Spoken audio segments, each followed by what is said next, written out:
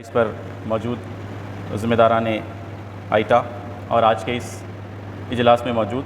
مہاراشٹرا کے مختلف اضلاع اور یونٹ سے تشریف لائے ذمہ داران، السلام علیکم ورحمۃ اللہ وبرکاتہ۔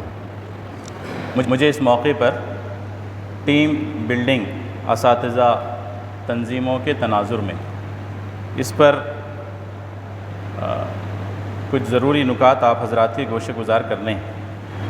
موجودہ حالات میں ہم ٹیم بلڈنگ کو ڈریم بلڈنگ بھی کہہ سکتے ہیں، یعنی اگر کوئی کسی فرد نے یا کسی آرگنائزیشن نے اگر کوئی خواب دیکھا ہے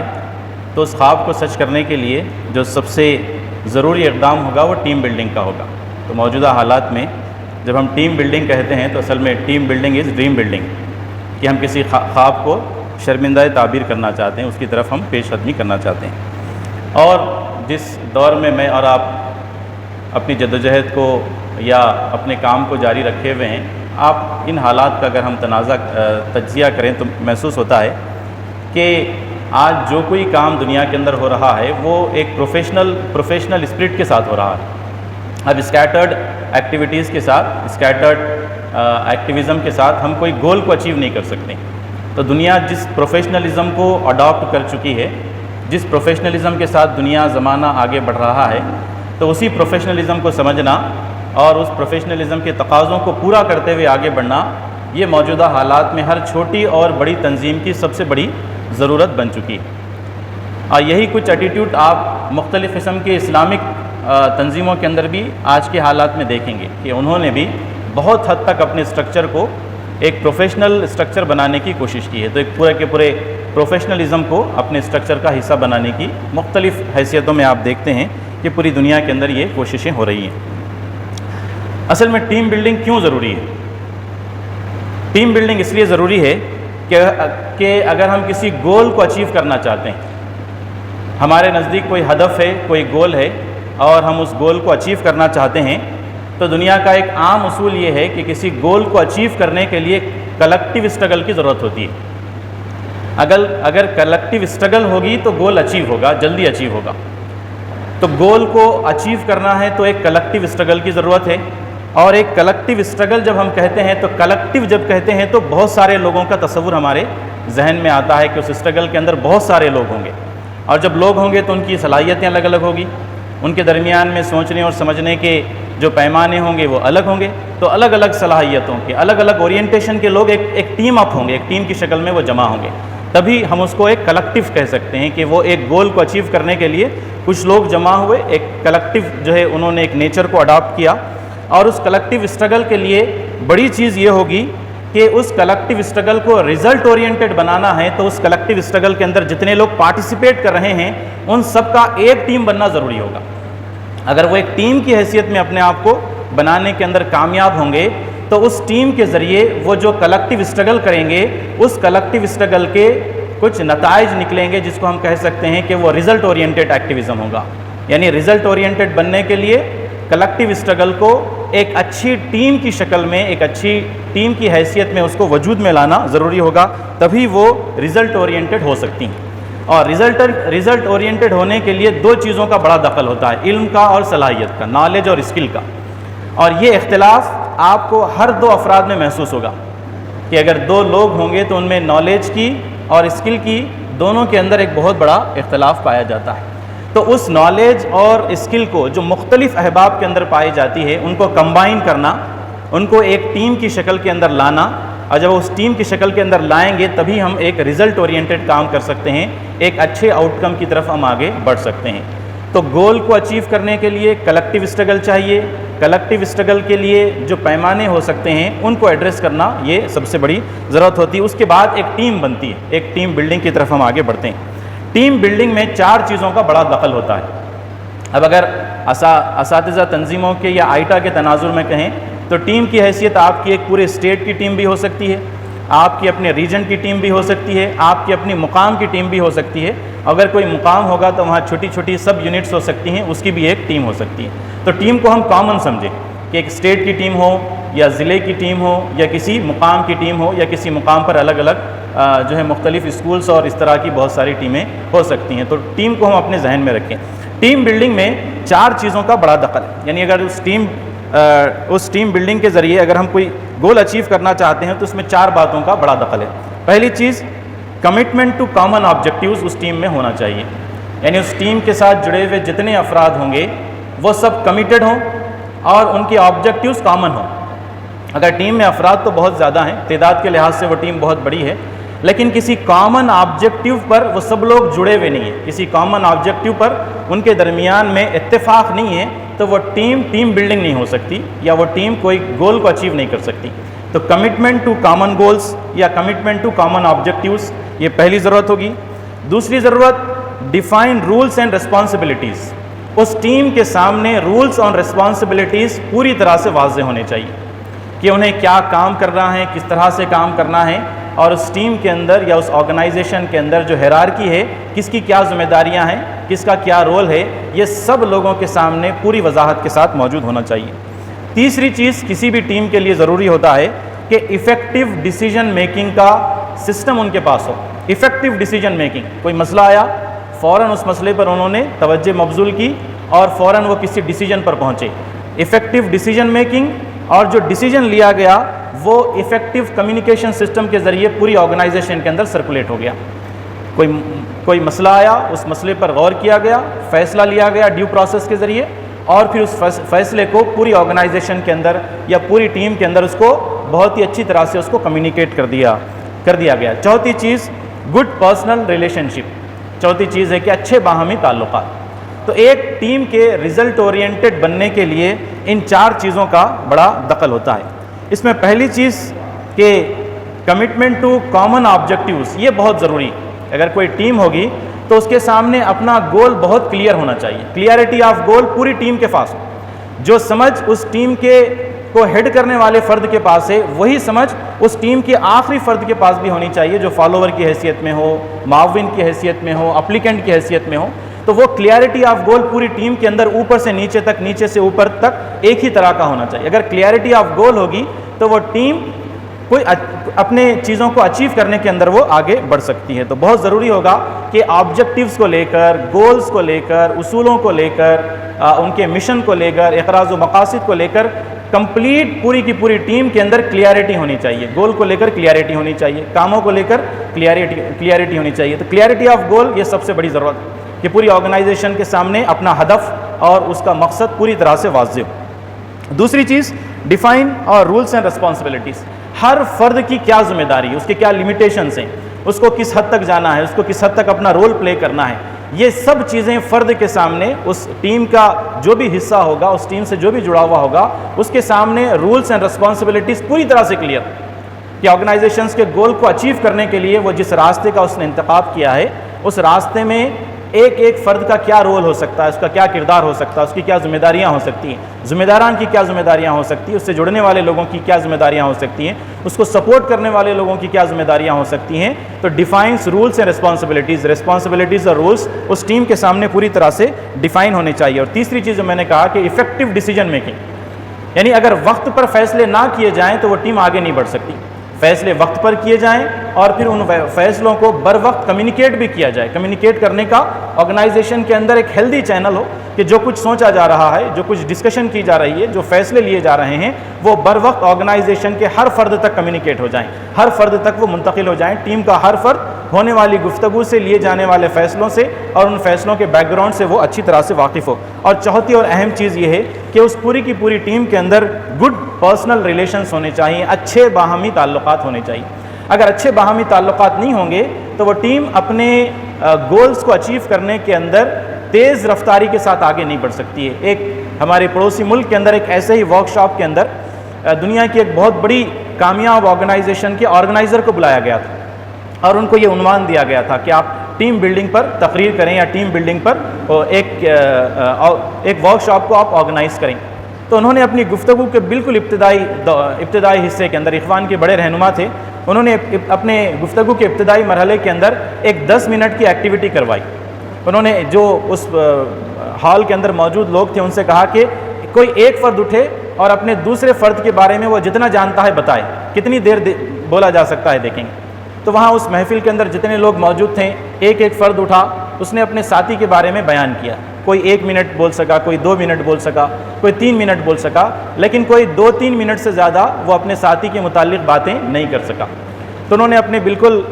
ورکشاپ کے بالکل ابتدا میں انہوں نے کہا کہ اگر آپ ٹیم بلڈنگ کرنا چاہتے ہیں, کسی آبجیکٹیو کو اچیو کرنا چاہتے ہیں, اور جو ریلیشن شپ ہے درمیان کا, وہ ریلیشن شپ اگر اتنا اسٹرانگ نہیں ہے تو آپ اس گول کو اچیو نہیں کر سکتے. تو میرا پہلا اسائنمنٹ آپ کے لیے یہ ہے کہ آپ ایک دوسرے کو سمجھیں. اگر آپ کسی ایک مقام سے آتے ہیں, کسی ایک اسکول سے آتے ہیں, کسی ایک ریجن سے آتے ہیں, تو آپ ایک دوسرے کو سمجھیں, اور جتنا زیادہ آپ ایک دوسرے کو سمجھیں گے اتنی مضبوط آپ ٹیم بنا سکیں گے.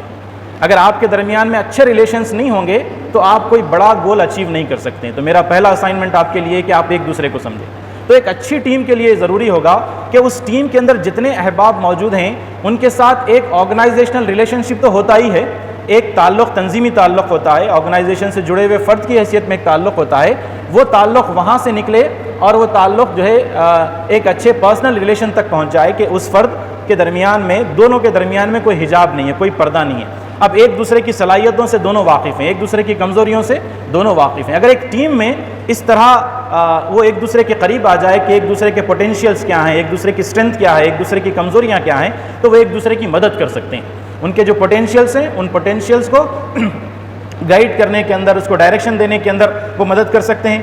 اگر کوئی ویکنیسز ہیں, کمزوریاں ہیں, تو وہ کمزوریوں کو وہ آسانی سے اپنی دور کر سکتے ہیں. تو اچھے پرسنل ریلیشن شپس کو مینٹین کرنا یہ ایک اچھی ٹیم کی سب سے بڑی ضرورت ہوتی ہے. تو یہ 4 بڑی کامن باتیں کہی جاتی ہیں کہ ایک اچھی ٹیم کے لیے یہ 4 چیزیں بہت مضبوط ہوتی ہیں. اگر آپ پوری دنیا کے اندر جن آرگنائزیشنس نے یا جن تنظیموں نے کوئی بڑا رول پلے کیا ہے, اگر ان کے اندر کوئی کامن خصوصیت کو ہم ڈھونڈنا چاہیں تو آپ کو محسوس ہوگا کہ وہ گڈ ریلیشن شپ ملیں گی, کہ ان کے درمیان میں اچھے باہمی تعلقات تھے. وہ سیسا پلائی ہوئی گویا دیوار کی حیثیت میں انہوں نے اپنے تعلقات کو کر لیا تھا. تو جب وہ آرگنائزیشن اپنے گول کو اچیو کرنے کے لیے آگے بڑھتی, مصیبتیں ہوں, مشکلات ہوں یا ٹف چیلنجز ہوں, وہ ان کے راستے کی رکاوٹ نہیں بنتے تھے, کیونکہ وہ ایک دوسرے کی ڈھارس بندھاتے تھے, ایک دوسرے کے معاون بنتے تھے, ایک دوسرے کی کمزوریوں کو وہ اوور کم کرتے تھے, اپنی اسٹرینتھ کو آگے بڑھاتے تھے, تو وہ گول کی طرف آگے بڑھنے کے اندر وہ اچھی طرح سے کامیاب ہوتے تھے. تو ایک ٹیم بلڈنگ کے لیے یہ 4 باتیں بہت ضروری ہوتی ہیں. ٹیم کے اندر جو میجر رول ہوتا ہے, بڑا رول ہوتا ہے, وہ ٹیم لیڈر پلے کرتا ہے. ہر ٹیم کے اندر ایک قائد ہوتا ہے, ایک لیڈر ہوتا ہے. اب اس لیڈر کو بھی آپ اپنے اسٹیٹ سے لے کر اپنی یونٹ کی سطح تک دیکھ سکتے ہیں کہ جو فرد ٹیم کو لیڈ کرتا ہے اس کے اندر بھی بہت ساری خصوصیات کا ہونا ضروری ہے کہ وہ کن چیزوں کا خیال رکھے, کن چیزوں پر اس کو توجہ کرنی چاہیے. ایک لیڈر کا بنیادی کام یہ ہے کہ وہ لوگوں کو ہمیشہ موٹیویٹ کرے اور انسپائر کرے.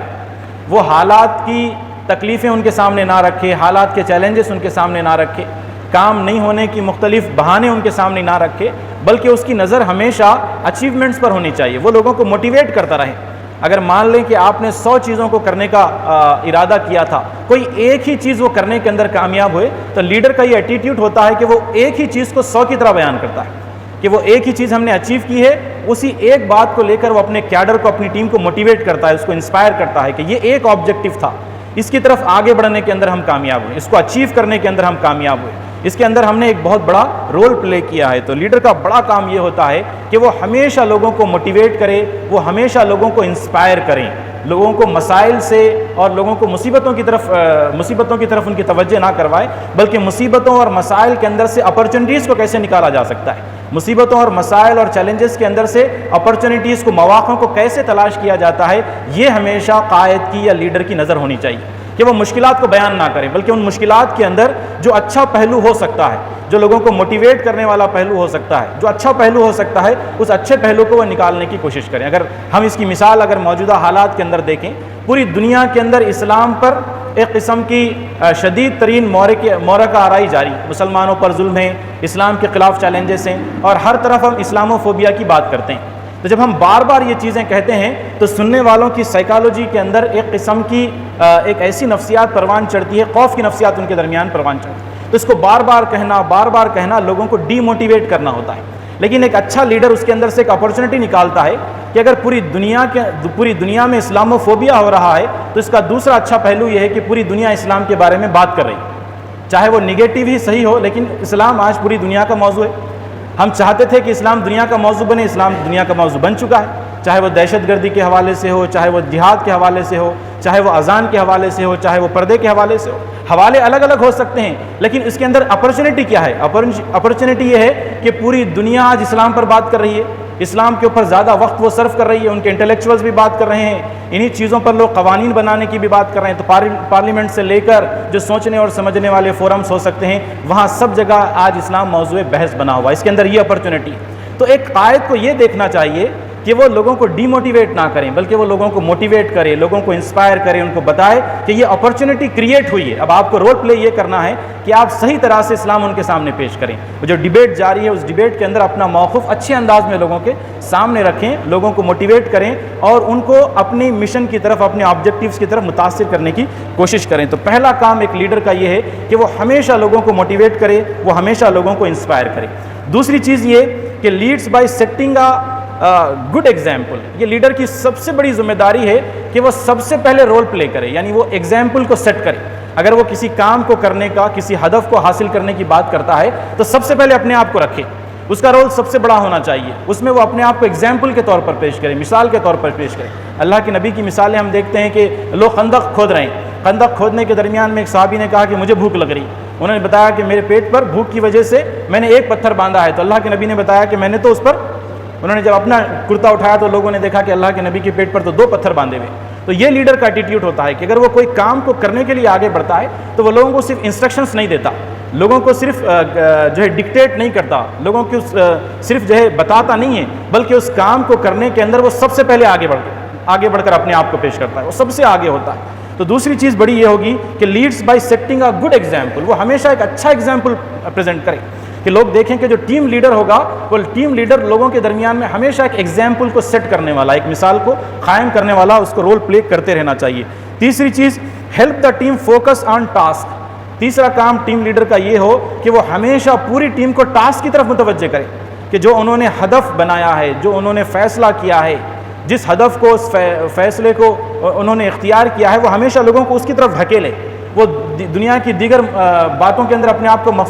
مصروف نہ کریں، بلکہ وہ ٹاسک کی طرف لوگوں کو متوجہ کریں کہ یہ ہمارا ٹاسک ہے، یہ ہمارے کرنے کا کام ہے. وہ ہمیشہ لوگوں کی یاد دہانی کرواتا رہے کہ help the team focus on the task, کہ پوری ٹیم کا فوکس ہمیشہ ٹاسک پر ہونا چاہیے. ان کو ہمیشہ فوکسڈ رکھنے کی، ان کے اٹینشن کو ادھر ادھر ڈائیورٹ ہونے سے بچانے کی وہ کوششیں کرتا رہے. چوتھی چیز، facilitate problem solving and collaborate. اس ٹیم کے اندر اس کا رول یہ ہے کہ وہ ہمیشہ پرابلم سالونگ کے اندر سب سے آگے، وہ فیسیلیٹیٹ کرے.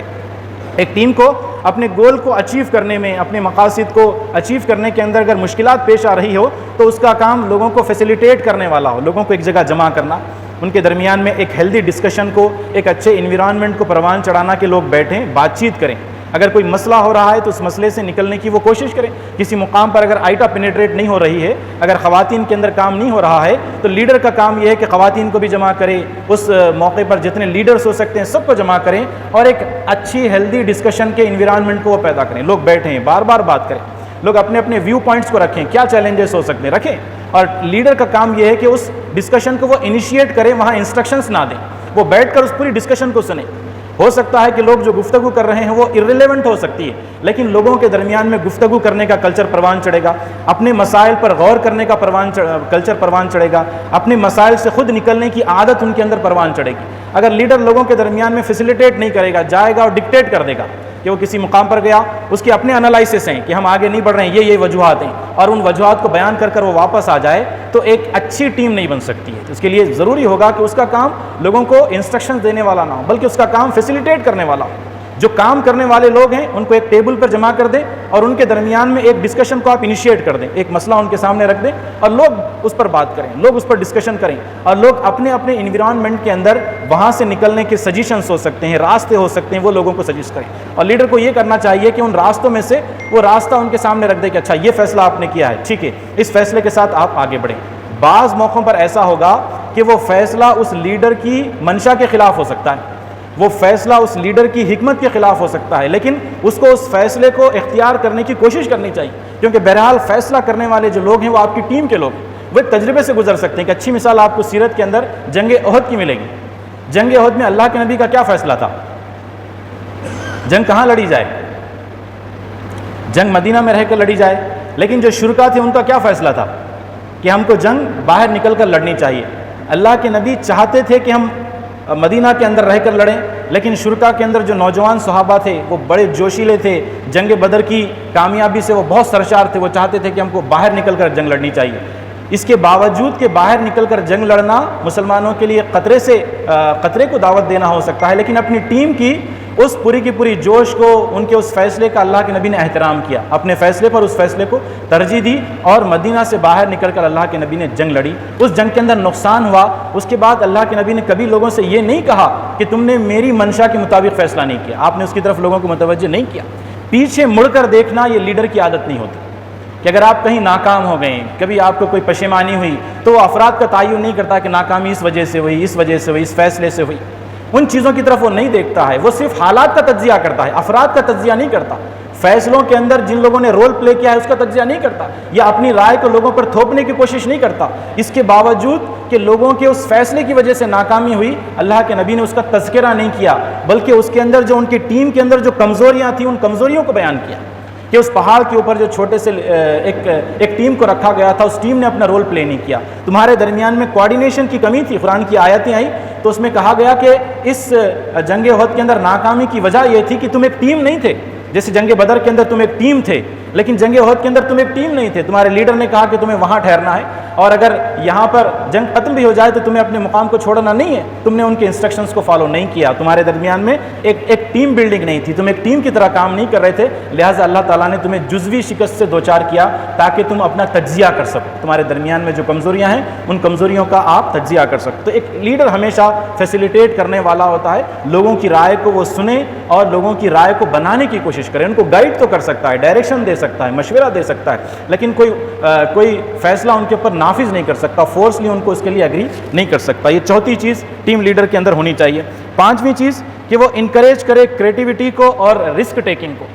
یعنی ایسا نہیں ہو سکتا کہ لیڈر ہمیشہ لوگوں کو ڈراتا رہے، وہ لوگوں کو انکریج کرے کریٹیوٹی کی طرف، تخلیقات کی طرف، نئی نئی چیزیں کرے، نئے نئے انداز کو اختیار کریں، نئے نئے انداز کے پروگرامز کو کرنے کی کوشش کریں، ڈفرینٹلی وہ سوچیں، آؤٹ آف باکس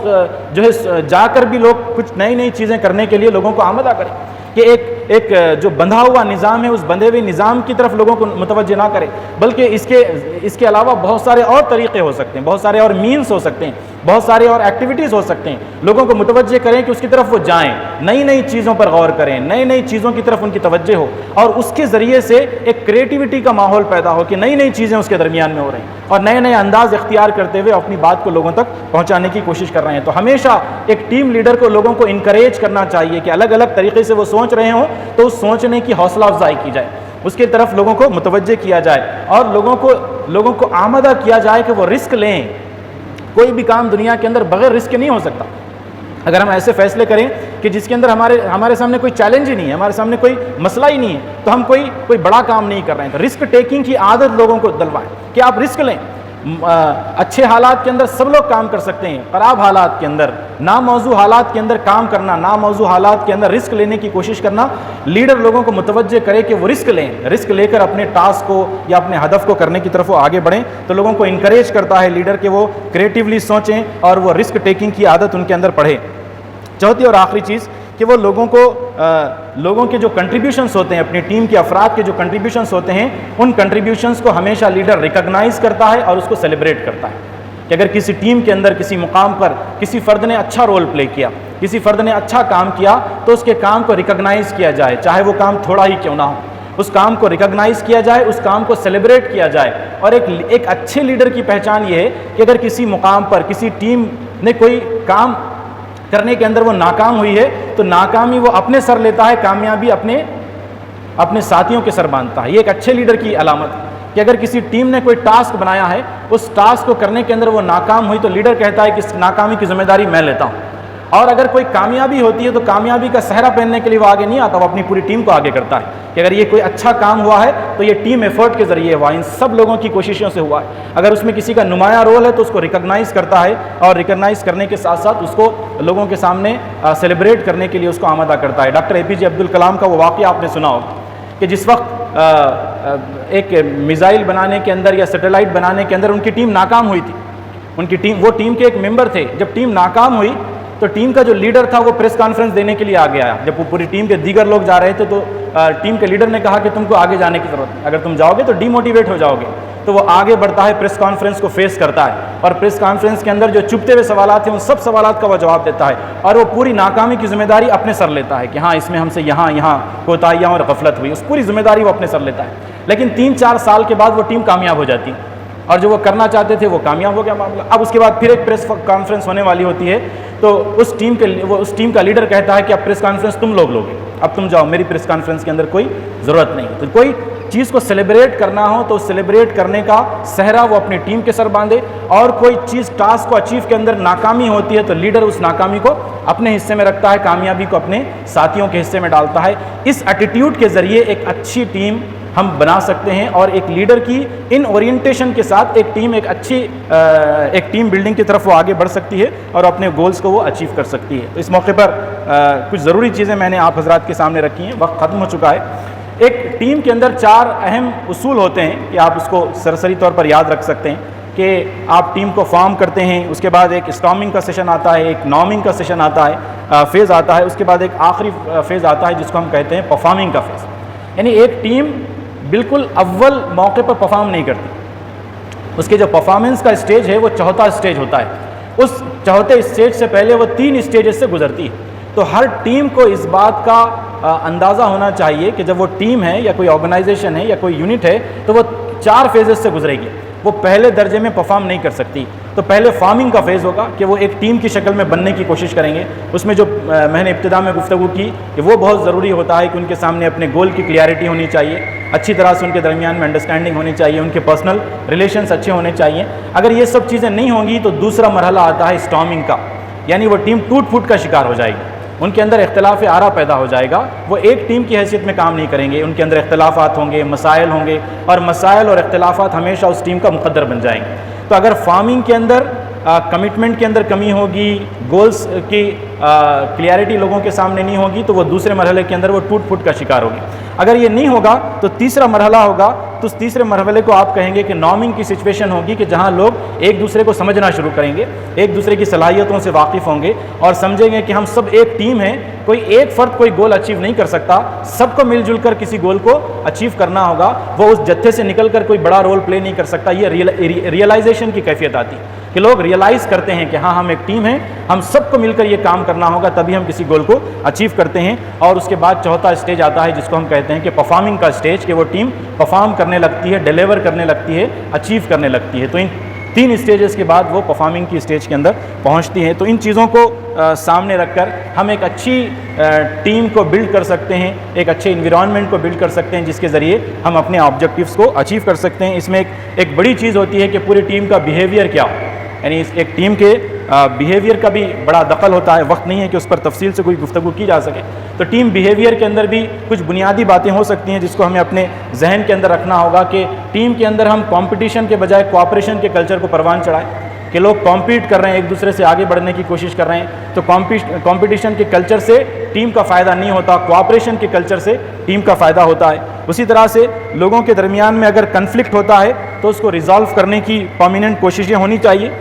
ایک کنسٹرکٹیو کرٹیسزم کو لوگ اپریشیٹ کریں, کنسٹرکٹیو کرٹیسزم کو اس پوری ٹیم کے اندر ہم انگیج کرنے کی کوشش کریں, اس کو بڑھانے کی کوشش کریں, اور پوری ٹیم کے اندر ایک سینس آف اسپرٹ پیدا ہو, یعنی ٹیم اسپرٹ کا جذبہ ان کے اندر پیدا کرنے کی کوشش کریں. یہ ایک بیہیویئر ہوگا جو ٹیم کے اندر پیدا ہوگا, تو جس کے ذریعے سے وہ ٹیم اپنے گولز کو اچیو کرنے کے اندر کامیاب ہوتی ہے. میں اللہ تعالیٰ سے دعا کرتا ہوں کہ جو باتیں اس موقع پر کہی گئی ہیں اس پر غور کرنے کی مجھے اور آپ کو توفیق و صلاحیت نصیب فرمائے. رب اغفر ورحم انت خیر الراحمین.